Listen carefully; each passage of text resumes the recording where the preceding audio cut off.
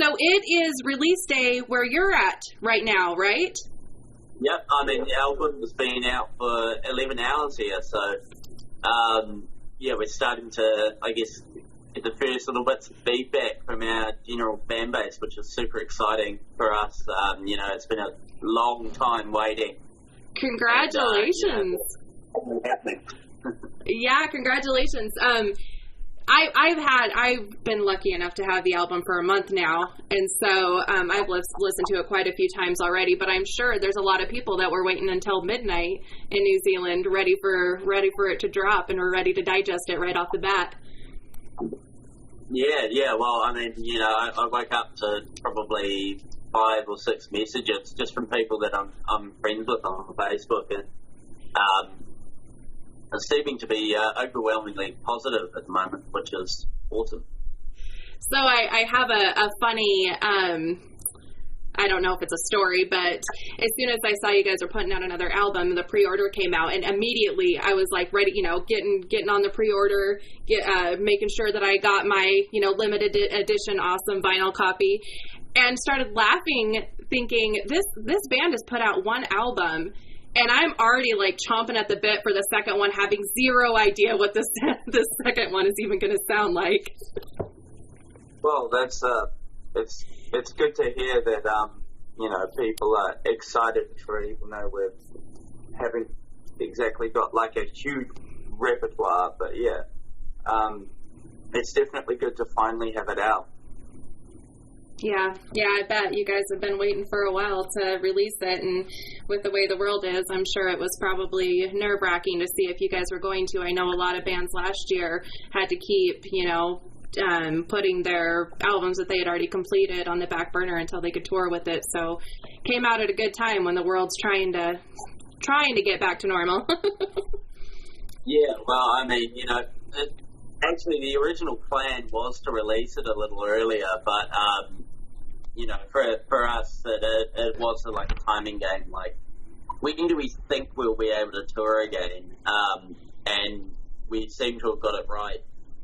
So I'm stoked. Yeah, thank goodness for that. So every time I listen to it, I have a new favorite. The first one was Unforgiving, just because it's so different from anything that I've heard you guys do before, and the wide range of what I've heard you guys do before. But still, it's such a different sound. It's such a different take, and the lyrics are really intense for right now. I really appreciated that about it. So that one was my initial favorite for, many different reasons. And then I started noticing Blinded would get stuck in my head. I'd be walking around the house and I'm like, what is that song that is stuck in my head? And it took me a while to figure out what it was. But that one, of course, the English-speaking ones are initially going to be the ones that are going to get stuck in my head, because unfortunately that's the only language that I speak. But then, and I'm gonna butcher this name, and I apologize. But is it Ihenga? Ihenga. Yeah. Okay. That one was the third one that, by the 50th time that I'd listened to the album, was the one that really stuck out. Out of those three, well, first of all, are you going to be playing any of those live? Can you tell me? I mean, we are planning to play all of them live, although there are, obviously, the Gojira shows, we are getting shorter set lists, so we're going to be sticking to singles and some of the bangers of the last album. But as far as headline shows go, we're planning to play the whole lot of it, aside from Dad, because Ethan actually does the vocals on that. So I think what we're going to do is just save that one as a special something for New Zealand. Okay. Oh, that's cool. Okay. Unfortunately, you're starting your U.S. tour in Boise, which is amazing. That's where I'm in. But it's with Gojira, which, of course, is amazing. It's Gojira. I mean, they're incredible. But it sounds like we'll probably get the shortened version as opposed to the headlining version. Yeah, well, we only get a 30-minute set, so we're trying to make it as awesome and interesting as possible for people who loving the new album and also, big fans of the old album. And I think, it's going to get harder and harder as we release more music. We're just going to have to play longer and longer sets. Yeah, I agree. Yeah, with 2 albums and you guys are already struggling with trying to figure out the set list. Yeah, you guys got a long haul ahead of you with trying to figure out set lists.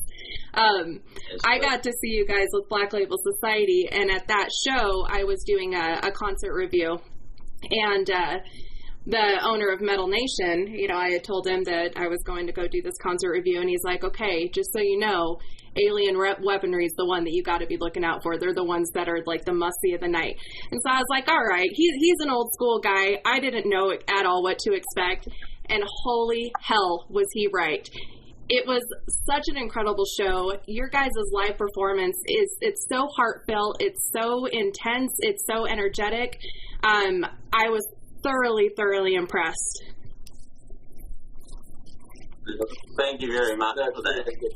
Yeah. I mean, we've been just practicing hard out pretty much every single day, trying to get ourselves up to scratch with all the new stuff. Because obviously, Gojira are an awesome band live, and they're a force to be reckoned with. Yeah.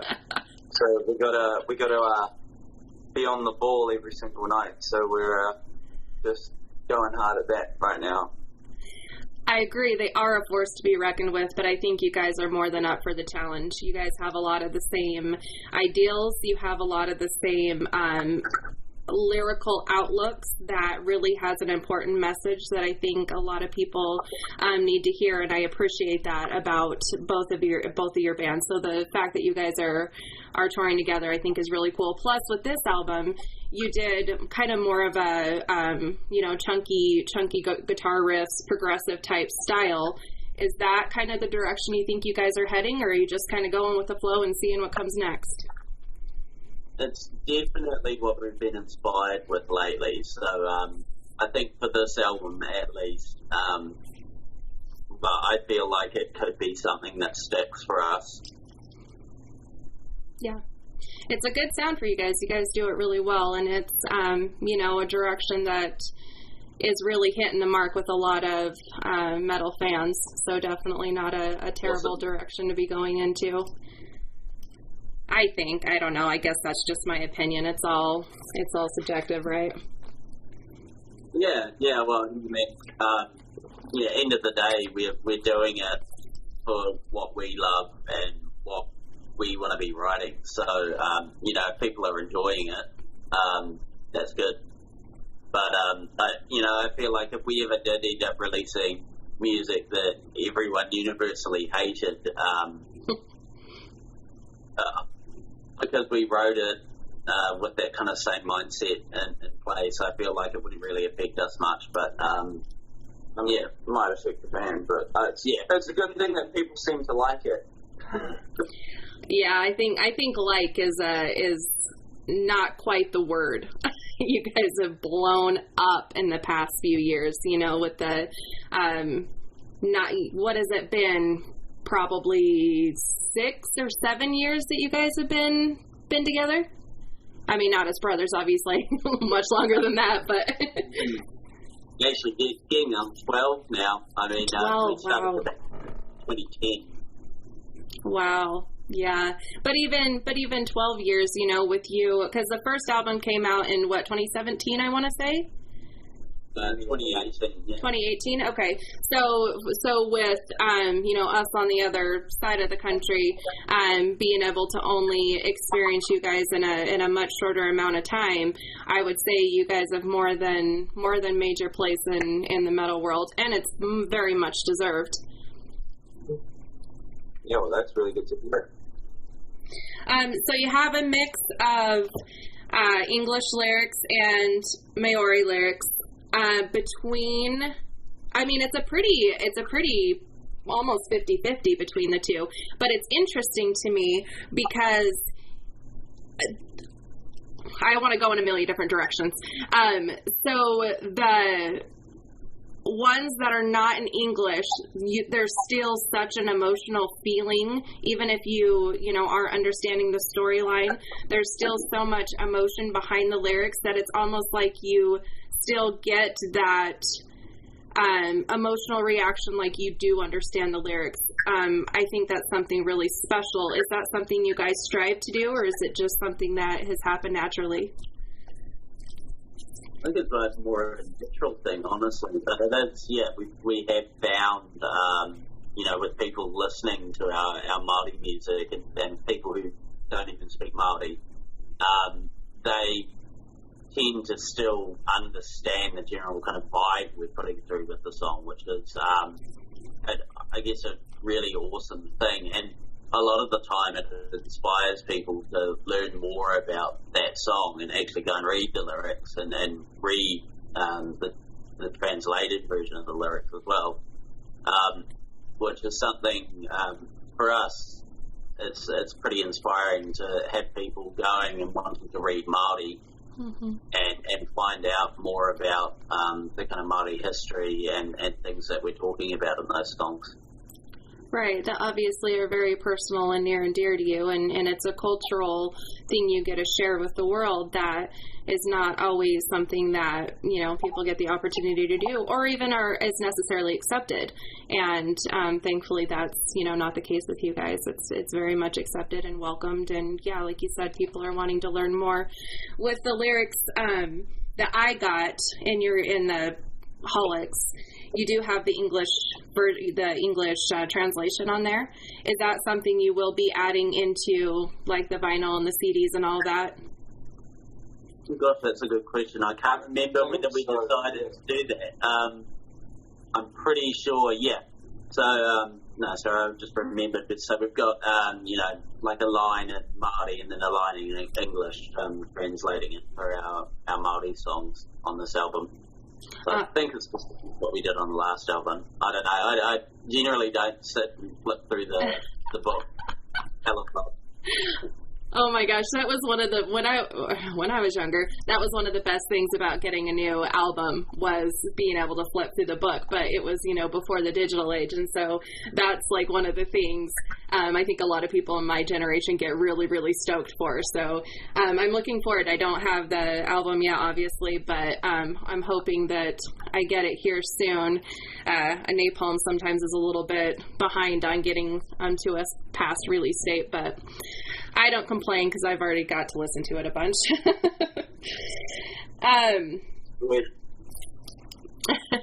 And I've enjoyed it thoroughly. I mean, at this point, I'll just say, a spoiler alert, it's definitely going to make it at least in my top 10 of the year. That's how many times I've listened to it. That's how much I love it. And there's some incredible albums that have already come out this year. And there's some, I'm sure, incredible ones coming up. Mastodon's got theirs coming up. But this is definitely going to be in my top 10. Awesome. Well, we really appreciate that. Thank you. Thank you. You guys are the creators. I'm just speaking words. Okay, so with the importance behind the lyrics of both the English and not English lyrics, and you have lots of different messages in there. It's not geared toward one thing. Obviously, the awareness with the climate and with the trash in the oceans and all that kind of stuff. Oh, are you guys still there? Yeah. Oh, okay. Just I thought it hung up on you. Your audio was coming through a little bit funny. Oh, gotcha. Okay, gotcha. Yeah, so that generally fixes the problem. Perfect. Thanks. So yeah, with the importance behind so many different subjects that you're tackling, what do you feel like people can do individually? Sometimes we feel like we're only one person. We can't make a difference because it's just not enough. What do you guys feel like we can do individually to really make a difference? Well, I mean, if you think about it, like anything we're talking about on the album, if you think about it as like a band's fan base, like, each band is only one person, but together, you become this kind of massive force and this kind of almost lifeline for the band. Like that's what the band thrives on. Mm-hmm. So if we can do that, not only for the planet and for Māori rights and mental health, I think that's something that we just, it's going to be looked at in that way. Like every tiny little bit of whatever you do as an individual, just imagine 10,000 other people doing that, and then it becomes something big. Right, definitely, I agree. I think, even just random acts of kindness or going and picking up trash, things like that are things that people don't really think about when they start feeling like there's nothing that they can do. There's lots of things that we can do as individuals to make a difference. Absolutely. And I think us, me and Lewis at least, are somewhat kind of hyper aware of everything we do, and it's just kind of something that we've grown up and learned about ourselves. And I think it makes us able to kind of tell what we're doing, but it also makes us kind of strange people. But I think that kind of hyper awareness about things is definitely one of the kind of driving factors in our passion for the things that we're writing about. And so I think people just need to be very aware of what they're doing and kind of get to understand themselves before they can start doing anything to really change. Mm-hmm. Yeah, I agree. I'm a mental health therapist outside of this, and so obviously I naturally very much agree with that, and I think it's wonderful that you guys, have so many years to be able to express that to the fans, and hopefully, people will start really understanding the messages and incorporating that within their own lives. Absolutely. And I mean, there's 1,000 different ways you can take the lyrics of our songs as well, Mm-hmm. And it's all really up to interpretation. We try not to be shoving things down your throat so much, but just opening things up for conversation, more or less. Right, which is really important. I mean, it's really important all the time, but it's definitely really important right now. Yeah, definitely. So you guys, I'm assuming are readers. Is that fair to say? Are you guys book readers?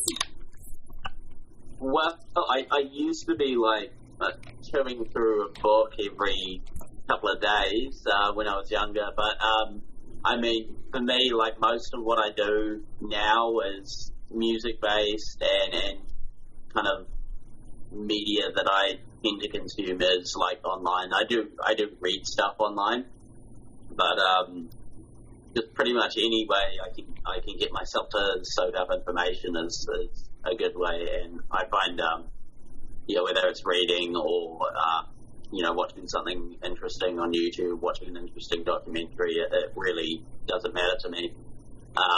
But yeah, I think I'm a little bit guilty of having been a massive reader and kind of falling away from it because you gotta keep buying books and finding new ones to read. Whereas today's day and age, you kind of have a lot of things just kind of shoved right in front of you in terms of other media, things like Netflix and YouTube and Mm-hmm. stuff like that. Yeah, I'm a bit the same. Okay. Yeah, for sure. I was just curious because there's a book called Ishmael that I just was wondering if you guys had maybe read just due to the content of the book. But that answers my question. Thank you. All right, let's see. I don't like to ask choppy questions because I like the interview to flow a little bit more naturally. No worries. So what do you guys like to do in your spare time? Not that you have any right now, but... For me, it's things. I'm quite a big drawer. Like I like to do a lot of art. And I mean I skate, more specifically longboard, and also I've kind of taken up surfing recently-ish. So those are just a couple of things that I do in my spare time.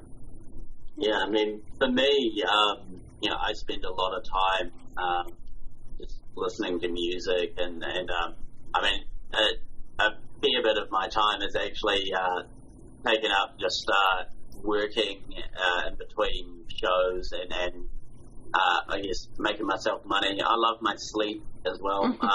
One thing I have taken up more recently is actually DJing, so I'm learning how to spin decks. Oh, interesting. Which is probably, I'm assuming, different styles of music than metal, because not many people want to dance around a metal.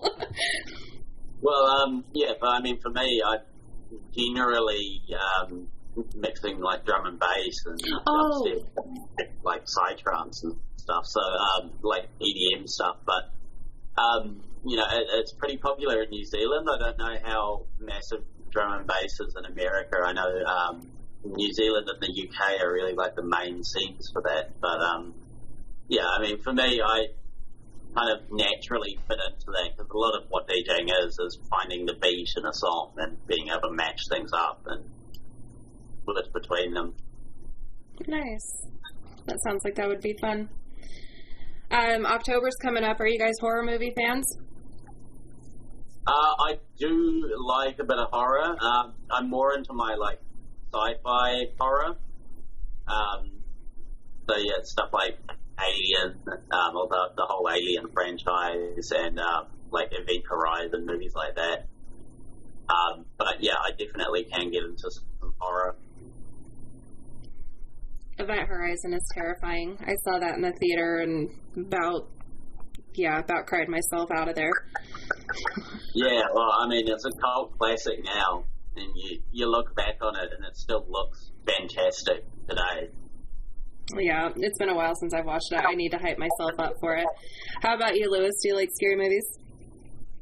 Yeah, I'm a big fan. It's actually, I struggle to find movies that really, I mean, definitely when I was younger, there were some movies that scared me, but like, I kind of struggle to find ones that really, truly terrify me, but like, when I do find one, it's always enjoyable and memorable. But yeah, like Henry said, big fan of the Alien series. I wouldn't exactly call this one horror, but Ex Machina kind of has some horror elements to it. But it's a much more kind of psychological horror, yeah. Which one did you say? Ex Machina. Oh, I haven't seen that one. Yeah, it's pretty good. Again, like Lewis said, I wouldn't say it's a horror movie as such, but it's kind of got this kind of sci-fi thriller vibe to it. And with movies and stuff, I generally go towards more like psychological stuff, because movies I find that rely on jump scares, like I can just see them coming. Yeah. And it's like you can only watch so many movies with a bunch of jump scares where it's the same monster coming out every time, and it's like, okay, do a new thing. Yeah, I'm the same with you guys. I like the psychological ones. Some good ones, if you haven't seen them. Oculus is a pretty good psychological one. 1408 is a pretty good one. And if you guys haven't watched The Haunting at Hill House on Netflix, those are three pretty good ones. The Haunting at Hill House. Yeah. So, what were the other two? I'm actually just going to write them down. Oculus. Yep, and 1408. 1408. Wicked. Yeah, and if you think about it, let me know what you guys think, because those are a couple of my favorites. They're pretty trippy. Awesome. Okay. Sounds good. Yeah. New stuff. It's always a fun subject. If you do decide to start picking up books at some point again, John Dies at the End, the trilogy. It's a author, David Wong is his author name or whatever, pseudonym. But they're super bizarre. They're really funny. They're horror, but they're just really off the wall. They're really witty, lots of philosophy, but just really bizarre, super fun reads. Awesome. John dies at the end. There's a movie, and it's okay, but of course it's never the same. Yeah. It was kind of like the Hobbit films. Yeah, the Hobbit films were awful. I was so mad because I love that book so much. The Lord of the Rings was great. I really felt like they did a good job, but the Hobbit movies just yeah, I can't even hardly watch them. They make me so mad. Yeah. Beautiful scenery, obviously, though. Yeah. I think you guys know a little something about that. Yeah, they picked a pretty decent country to film it in. I've been, there's this iFit app on my treadmill that I've been, way before I even knew I was going to be interviewing you guys, I've been venturing around New Zealand with the guy. It's like a video thing, and he takes you on different, areas of... There's a bunch of different instructors. They go to all different areas, but I've been doing the New Zealand series, and so I've been learning a lot about your land, about the ferns, about the birds, about all this different stuff. And so when I heard I was interviewing you guys, I was like, oh, how fun! I already feel like I've been there for the past month. Okay. Yeah, technology is getting kind of wild. It is. I'm hoping to eventually get there in real life, but it's a nice thing to do in the meantime. Last question. I know you guys are busy and probably have more interviews coming up. Yes, we've got a few minutes. Okay. What do you feel like the rest of the world can learn from New Zealanders? You guys are a very different culture as far as just humanity, how you treat each other, how you treat the land, all that kind of stuff. What do you feel like the rest of the world can learn from you guys? How to chill. Right? But yeah, and also I think New Zealanders have this kind of general humility about them. Like they're very kind of conscious of the way they affect other people, and kind of conscious of the fact that everything you do is going to affect someone in some way. So I think there's kind of this humility you get with most New Zealanders, which is why when people come here and they go, oh, everyone's so polite, and it's like, yeah, well, we were taught to always be kind of considerate, which I think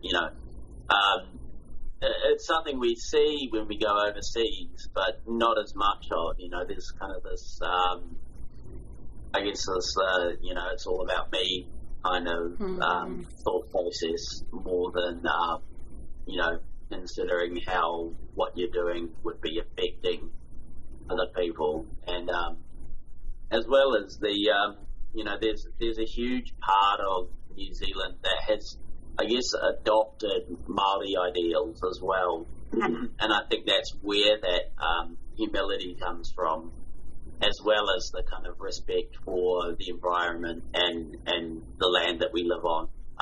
So there is, I think, a lot to be learned from our culture over here, and we're still definitely trying to improve it, and and get it more Māori. Yeah, I like that. I know the States, I can only speak for us, but I know we definitely could learn a lot, and I hope that some of that, does have a trickle-down effect, because it's very much needed right now, and it's unfortunate that it's needed as much as it is, because it does seem like it's kind of common sense, but not so much anymore. Well, I'll tell you what, like, some of the most lovely and kind and considerate people we know are people that we've worked with or just met in the States. And, you guys definitely do have some amazing people over there as well. But I think you do see that kind of, I'm out for myself, like this is, the world is mine, kind of mindset a little bit more than you do over here. Yeah, it's especially tough, I think, right now because it's kind of a mess over here, and so it's hard for me sometimes to remember and know that, there are still good people in our area. So it's good to hear that, and I know that, but it's tough right now. I'm not gonna lie to you, it's tough, and being in the field that I'm in, with mental health, I see a lot of really disturbing and sad things. So it's good to hear that there's still some hope left for us. There's hope left for everyone, right? What's up?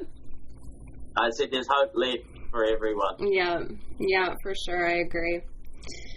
Well, thank you guys so much for your time. I really appreciate it. I know you guys have been hounded a lot. I tried to come up with some questions that weren't, ones that you've been beat down with. But I appreciate you guys taking the time. Well, I gotta say, the interview kept me awake, which was a good. Yeah. And thank you for that. Thanks for the awesome question. That makes me definitely feel better because I can't imagine answering the same questions over and over and over. It would drive me mad. I have a lot of respect for you guys. We definitely had a few interviews where we're like, woo, just trying to stay awake. Lewis did actually fall asleep during it. I fell asleep and then I woke up and I played it off like it didn't happen. But everyone, like the interviewer, knew what happened. Oh, they just need to do their right. We've had our coffee, so we're good for these ones. Oh, good. Well, and it's release day, so it's celebration day.